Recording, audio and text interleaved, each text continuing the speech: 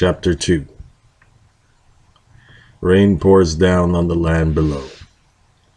Michael, Patrick, and Benjamin leave a car and go ahead to meet their partners in crime, Victor and Travis. Their brothers in bloodshed and mayhem. Numerous encounters with violence and death had hardened these young men's souls and robbed them of all sympathy and empathy.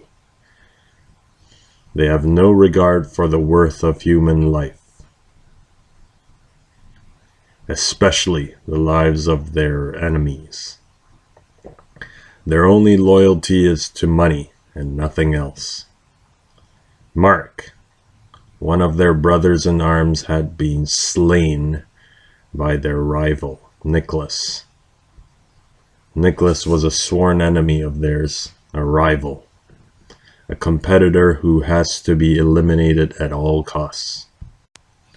They sit in the car outside Nicholas's house. They are armed and ready. The impact of what they were about to undertake would be of extraordinary significance. If successful, they would attain vengeance while robbing all the riches that Nicholas has to offer. Both objectives are of equal importance. "Ready for this?" Patrick asks. "I've been ready for a while," Travis replies. He asseverated with a steel glare of a man possessed.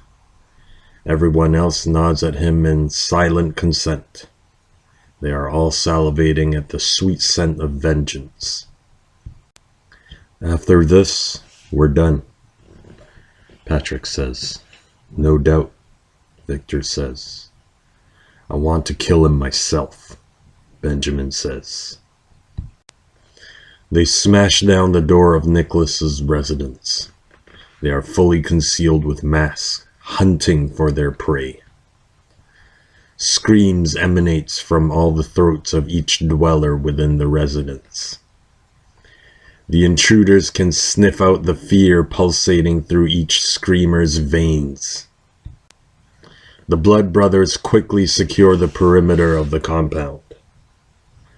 There are several women, both young and old, that are crushed as the brothers in arms trample through the hallways and rooms. Nicholas's mother was whipped with a pistol and lays in a pool of her own blood. She is sobbing in disbelief and stiffened with fear. The intruders pilfered, trampled, and rifled through the house, searching for their prizes. Eventually, they find Nicholas. He is in a drunken slumber. They took out an axe and chop off his limbs. With the dismemberment of each limb shot a spurt of blood. He tosses and turns, incredulous with pain. Patrick takes a moment to hold Nicholas's jaw and looks into the eyes of his fading enemy and says, "Time to die," Patrick says. Patrick withdraws his stance to soak in the moment even further.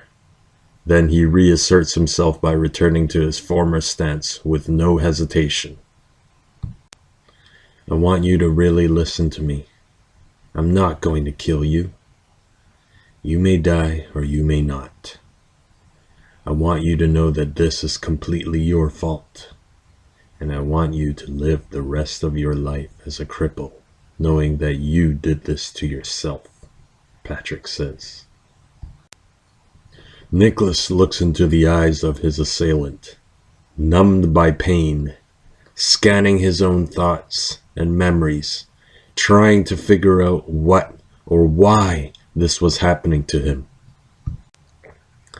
Nicholas's wife screams in horror. Their children shriek uncontrollably. The intruders follow to assail the rest of the family, ravaging them, feeding on their fear, leaving them in bloody pulps.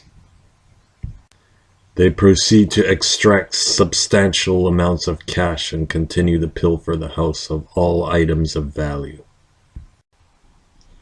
The Blood Brothers are content with their accomplishment. They had obtained what they came for. The blood brothers catch themselves in their ecstatic elation and realize that they could not leave any witnesses alive to reveal their deadly resolve here this night. So one by one they executed them all, and as quickly as they entered the house, they are gone laughing into the night. Their reckless abandon for reason and sentiment for life had claimed yet another horrified set of victims, indelibly scarred for life. It was as if their victims' submission to their wills made them stronger, and they were determined to gain their surrender by any means. These blood brothers are servants to their own recklessness, and their warfare has many vain intents.